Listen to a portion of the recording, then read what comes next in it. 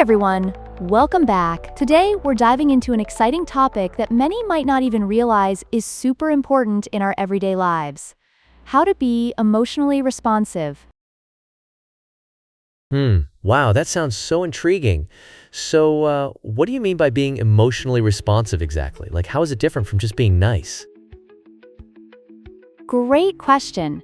Being emotionally responsive means being willing to care for and be present with others. It's like being a lighthouse in a storm.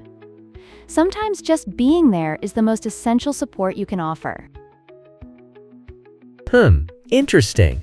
So it's more about presence than trying to fix their problems? Like, when someone just listens instead of jumping in with solutions?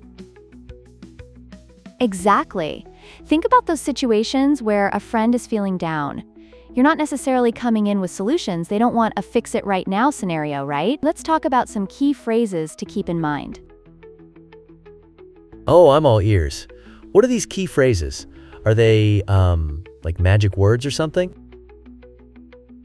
Haha, not exactly magic, but pretty close. For example, saying, "I try to listen without rushing to criticize or give advice," is crucial. That's like when you go to a coffee shop. The barista just listens to your order, right? They're there for the experience. I see what you mean. So, listening without judgment is key. But what about when it's super hard to stay calm? Like, how do you not just jump in? Good point. Emotional availability is like a muscle. You have to work on it.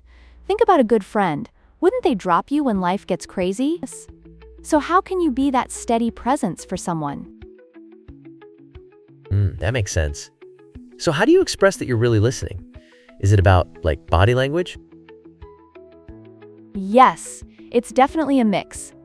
Eye contact helps, but it's also about nodding your head, giving feedback. Think of it like watching a cliffhanger movie. You're leaning in because you're invested.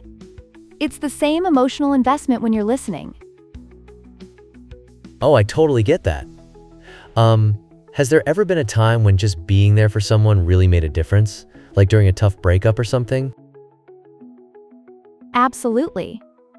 I remember a time I was going through a rough patch, and a friend just sat next to me on the couch, no words needed. Just feeling their presence was like the warmest hug. That sounds really comforting. But, what if someone struggles to open up? Like, what's making it difficult for them? Great observation. We all have our barriers. Sometimes it's fear of judgment or vulnerability. It's akin to standing on the edge of a diving board. Scary at first, but once you dive, it feels liberating.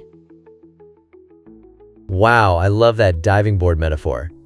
So when friends are having a hard time, how can you support them? Is there, like, a checklist or something for that? Haha, a checklist would be handy. But really, it's more about being attentive and responsive to their needs at that moment. Maybe it's going out for ice cream, or just allowing them to vent without butting in. So it really boils down to the little things, huh? Like, just being there can be way better than trying to solve everything? Exactly. Emotional support is really about companionship. Remember, your presence can be more powerful than words. So folks, don't underestimate the strength of just being there for someone. Ugh, I love that. Okay, so now I'm all fired up about this. Can't wait for the next chat.